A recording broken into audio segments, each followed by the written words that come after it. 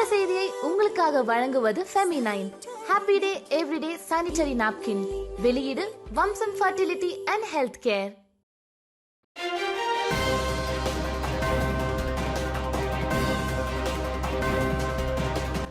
வணக்கம். திசைகளின் 10 மணி செய்திகள்.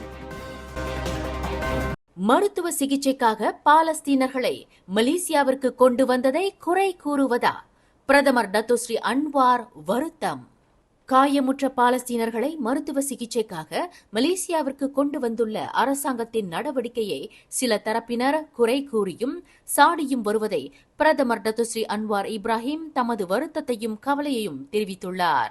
இது இஸ்ரேலிய யூதர்களின் கொடுங்கொன்மைக்கு பலியாகி வரும் பாலஸ்தீன மக்கள் மீது கருணை மற்றும் மனிதநேய அடிப்படையில் செய்யப்படும் ஒரு சிறிய கடப்பாடு என்றாலும் ஓர் உன்னதமான காரியத்தை மனம் போன போக்கில் விமர்சிக்கக்கூடிய மக்களும் இருக்கவே செய்கின்றனர் என்று டத்தோஸ்ரீ அன்வார் குறிப்பிட்டார். இதில் இன்னும் வருத்தமளிக்கும் விஷயம் என்னவென்றால், காயமுற்ற பாலஸ்தீனியர்களுக்கு சிகிச்சை அளிப்பதில் தீவிர கவனம் செலுத்தி வரும் அன்வார் பாலஸ்தீனத்திற்கு பிரதமராகிவிடலாம் என்று குத்தலாக விமர்சித்து வருவது தமக்கு மிகுந்த வேதனையை அளிக்கிறது என்று டத்தோஸ்ரீ அன்வார் குறிப்பிட்டார். இஸ்ரேலியர்களின் கொடுங்கோல் செயலினால் குண்டுமழை பொழியப்பட்டு மக்களின் வீடுகளை தரைமட்டமாக்கி குழந்தைகளையும் பெண்களையும் கொன்று குவித்து இன்று நிராதரவற்றவர்களாக மாறியுள்ள பாலஸ்தீனியர்களுக்கு உதவ வேண்டுமானால் மலேசியாவிற்கு தாம் பிரதமராக இருக்க வேண்டியதில்லை என்றும் பாலஸ்தீனத்திற்கு பிரதமராக இருக்கலாம் என்றும் சிலர் தம்மை சாடி வருவதையும் டத்தோஸ்ரீ அன்வார் சுட்டிக்காட்டினார். காசா போர் முனையில் காயமுற்ற 40 பாலஸ்தீனியர்களையும் அவர்களின் குடும்ப உறுப்பினர்களையும் சேர்த்து மொத்தம் 127 பேர் மலேசியாவில் சிகிச்சை பெறுவதற்காக அரச மலேசிய ஆகாயப்படையின் 2 ஏர்பாஸ் விமானங்கள் மூலம் நேற்று கோலாலம்பூருக்கு கொண்டு வரப்பட்டார்கள் என்பது குறிப்பிடத்தக்கது. கிளாந்தான் குவமுசாங் நாடாளுமன்ற தொகுதிக்கு உட்பட்ட நங்கிரி சட்டமன்ற தொகுதியை பரிகாத்தா நேஷனலிடம் இருந்து பரிசான் நேஷனல் கைப்பற்றியது.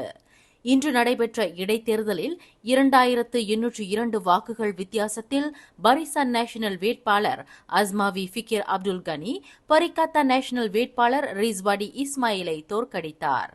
பரிசான் நேஷனல் வேட்பாளருக்கு 6911 வாக்குகளும் பரிகாத்தா நேஷனல் வேட்பாளர் ரிஸ்வாடி இஸ்மாயிலுக்கு 4109 வாக்குகளும் கிடைத்தன.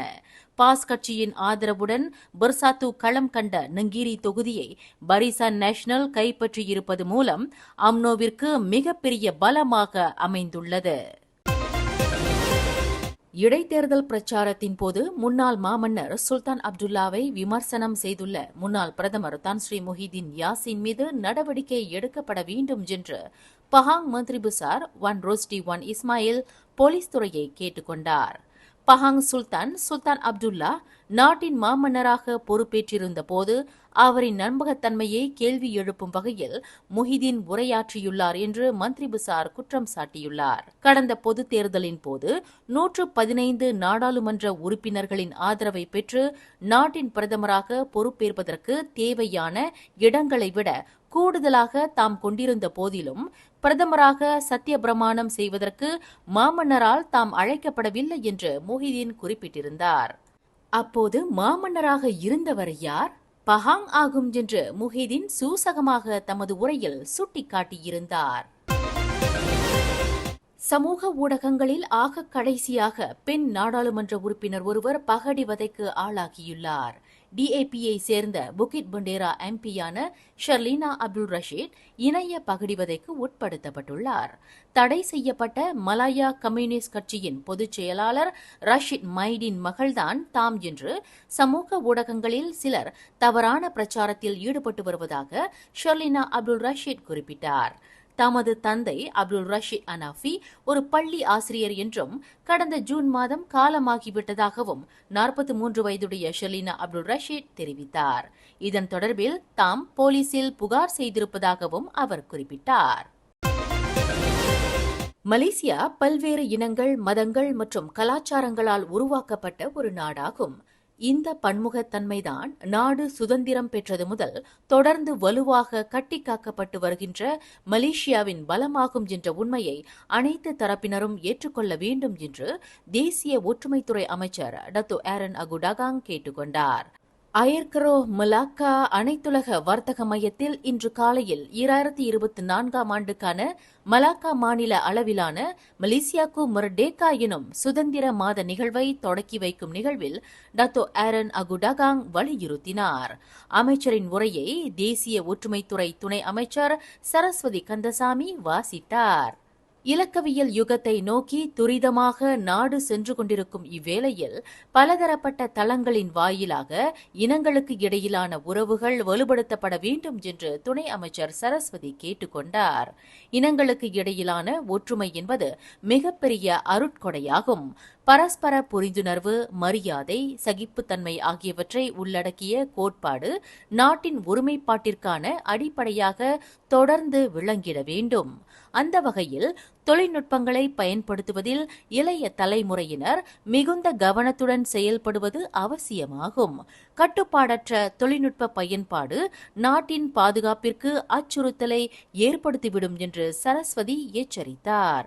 விரைவில் கொண்டாடப்படவிருக்கும் சுதந்திர தினம் மற்றும் மலேசிய தினம் ஆகியவற்றை சிறக்க செய்வதற்காக கடந்த ஜூலை மாதம் முதல் வரும் செப்டம்பர் மாதம் வரை மலேசியாக்கு நிகழ்வு உட்பட 80 நிகழ்வுகளை தங்கள் அமைச்சு ஏற்பாடு செய்துள்ளதாக சரஸ்வதி சுட்டிக்காட்டினார்.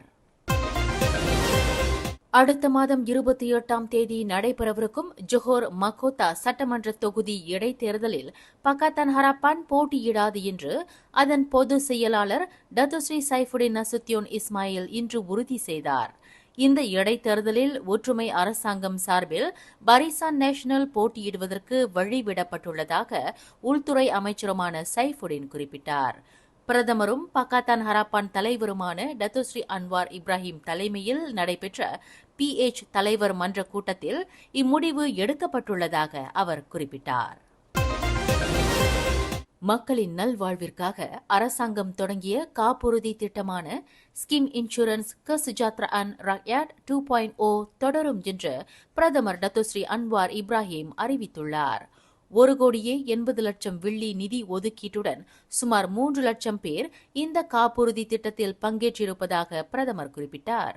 மக்களின் நல்வாழ்வுக்காக கடந்த ஆண்டு இந்த காப்புறுதி திட்டம் தொடங்கப்பட்ட போதிலும் மக்களின் ஆதரவு, குறிப்பாக B40 தரப்பினரின் ஆதரவு ஊக்கமளிக்கும் வகையில் உள்ளது என்று நிதி அமைச்சருமான டத்துஸ்ரீ அன்வார் தெரிவித்தார். வாழ்க்கையில் திருப்பு முனையை ஏற்படுத்துவதாக கூறி கைரேகை பார்த்த ஜோதிடர் ஒருவர் 70,000 வெள்ளி வரை மோசடி செய்திருப்பதுடன் அவரிடம் ஜோதிடம் பார்த்த மாதுவை பாலியல் பலாத்காரம் செய்துள்ளார். டத்தோ அந்தஸ்தை கொண்ட அந்த போலி ஜோதிடரின் ஏமாற்று வேலைகளை மலேசிய அனைத்துலக சமூக அமைப்பு ஒன்று அம்பலப்படுத்தியுள்ளது. சம்பந்தப்பட்ட ஜோதிடரினால் தாங்கள் ஏமாற்றப்பட்டதாக உணர்ந்த பலர் இந்த மோசடி குறித்து புகார் செய்துள்ளனர் என்று அந்த அமைப்பின் தலைவர் டத்தோ ஈஷாமுடின் அஷீம் தெரிவித்துள்ளார். இறைவனால் அனுப்பி வைக்கப்பட்ட தூதுவர் என்று தன்னை அடையாளப்படுத்திக் கொண்ட அந்த ஜோதிடர் சித்து விளையாட்டை அறிந்தவர் என்று அவர் குறிப்பிடுகிறார். PKR கட்சியை சேர்ந்த ஒரு அமைச்சர் வேறு அமைச்சுக்கு மாற்றப்படலாம் அல்லது அமைச்சர் பதவியிலிருந்து நீக்கப்படலாம் என்று கூறப்படுவதை அக்கட்சியின் துணைத் தலைவர் ரஃபீசி ரம்லி மறுத்துள்ளார். இது ஓர் அரசியல் சித்து விளையாட்டாகும், காலாவதியான ஒரு தந்திரமாகும் என்று பொருளாதார அமைச்சருமான ரஃபீசி ரம்லி குறிப்பிட்டார். தற்போது அரசாங்கம் பொருளாதார மேம்பாடுகளில் அதிக கவனம் செலுத்தி வருகிறது, நாட்டை நல்ல முறையில் நிர்வகித்து வருகிறது. இதனை சகித்துக் கொள்ள முடியாதவர்கள் இந்த யுக்தியை கையில் எடுத்துள்ளனர் என்று ரஃபீசி ரம்லி தெரிவித்தார். குறைந்தபட்ச புதிய சம்பள விகிதம் அடுத்த மாதம் அமைச்சரவை கூட்டத்திற்கு கொண்டு வரப்படலாம் என்று எதிர்பார்க்கப்படுவதாக மனிதவள அமைச்சர் ஸ்டீவன் சிம் தெரிவித்துள்ளார். குறைந்தபட்ச சம்பளத்தின் புதிய விகிதம் மீதான பரிந்துரையை தேசிய சம்பள ஆலோசனை மன்றத்திடம் இருந்து மனிதவள அமைச்சு பெற்றிருப்பதாக ஸ்டீவன் சிம் குறிப்பிட்டார். இந்த புதிய சம்பள விகிதம் மீதான பின் ஊட்டத்தை பெறுவதற்கு சம்பந்தப்பட்ட அமைச்சுகளுக்கு அமைச்சரவையின் அறிக்கை விநியோகிக்கப்படும் என்று அவர் தெரிவித்தார். இளம் பெண்கள் காணாமல் போகும் சம்பவங்களில் பாதிக்கப்பட்ட குடும்பத்தினர் போலீசுக்கு தகவல் அளிப்பதில் நேர்மையுடன் நடந்து கொள்ள வேண்டும் என்று கிடா மாநில போலீஸ் தலைவர் ஃபீசோல் சாலே வலியுறுத்தியுள்ளார். தங்கள் புகார்களில் உண்மையான விவரங்களை வழங்குவது மூலமே காணாமல் போனவர்களை தேடி கண்டுபிடிப்பதற்கு சுலபமாக இருக்கும் என்று அவர் அறிவுறுத்தினார். தங்கள் பெண் பிள்ளைகள் காதலனால் வீட்டை விட்டு வெளியேறிவிட்ட நிலையில் அதனை வேண்டுமென்றே கடத்தல் சம்பவமாகவும் உண்மையை மூடி மறைக்கவும் சிலர் முயற்சிப்பது விசாரணையை பாதிக்கும் என்று ஃபிசோல் சாலே நினைவுறுத்தினார். அரசாங்க ஊழியர்கள் வரும் திங்கட்கிழமை முதல் குறித்த நேரத்தில் தங்களின் வேலை நேர அட்டையை பதிவு செய்ய வேண்டும் என்று பிரதமர் டத்தோஸ்ரீ அன்வார் இப்ராஹிம் அறிவுறுத்தியுள்ளார். புதிய சம்பள திட்டத்தின் கீழ் அரசாங்க ஊழியர்களுக்கு 7 விழுக்காடு முதல் 15 விழுக்காடு வரை சம்பளம் உயர்த்தப்பட்டதைத் தொடர்ந்து பிரதமர் இந்த உத்தரவை பிறப்பித்துள்ளார். குறித்த நேரத்தில் வேலை நேர அட்டையை பதிவு செய்யும் நடைமுறை கண்டிப்பாகவும் உறுதியாகவும் கடைபிடிக்கப்பட வேண்டும் என்று பிரதமர் நினைவுறுத்தினார். மேலும் செய்திகளை தெரிந்து கொள்ள கீழே இருக்கும் பெல் பட்டனை அழுத்துங்கள். உங்கள் மகிழ்ச்சியை வெளிப்படுத்த லைக் மற்றும் ஷேர் செய்யுங்கள். தொடர்ந்து திசைகளோடு இணைந்திருக்க சப்ஸ்கிரைப்